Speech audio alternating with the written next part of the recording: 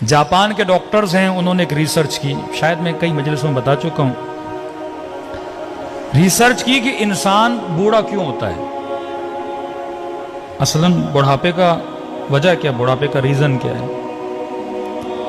तो इन्होंने देखा इंसान की बॉडी में एक मादा है, एक लिक्विड है जो निकलता है, जिसको जवानी के सेल बोलें आप, जिससे इंसान जवान रहता है।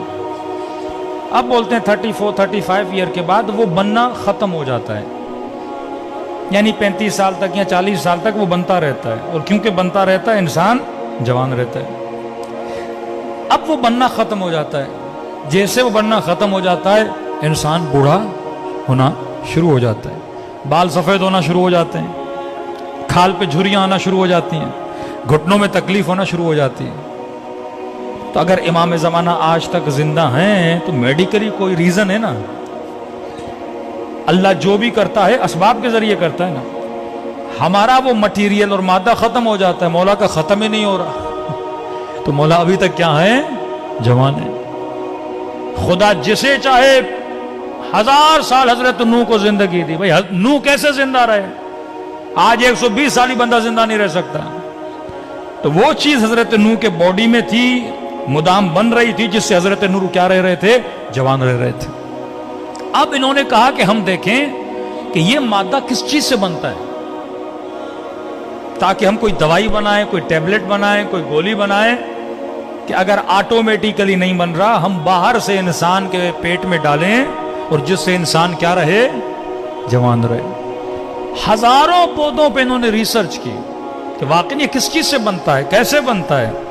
तो कहते हैं हजारों पौधों पे रिसर्च करने के बाद ये एक नतीजे पे पहुंचे कि ये मादा 2 फलों में पाया जाता है। एक फल है ओलिव, एक फल है इंजीर, हाँ? का इन दोनों में पाया जाता है, और ये दोनों जवान रहने के फल हैं। बंदा अगर जवान रहना चाहता है तो ये फल खाए। फिर का कितनी मिकदार में खाए, अब बंदा 10 टेबलेट खाए, 15 टेबलेट खाए, 1 किलो इंजीर खाए, 10 किलो इंजीर खाए, तो नतीजा निकाला अगर बंदा 7 जैतून खाए या 1 इंजीर या बरअक्स, तो ये इसका डोज है। अब इन्होंने रिसर्च की, ये रिसर्च पहुंची मिस्र के एक कुरानियात पे काम करने वाले बंदे पर।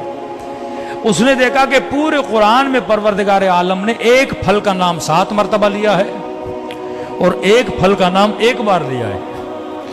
तो इन्होंने इन डॉक्टर्स को खत लिखा कि तुमने इतनी मेहनत करके इस रिसर्च पे पहुंचे हो, ये तो खुदा ने कुरान में हमें कब का बता दिया है।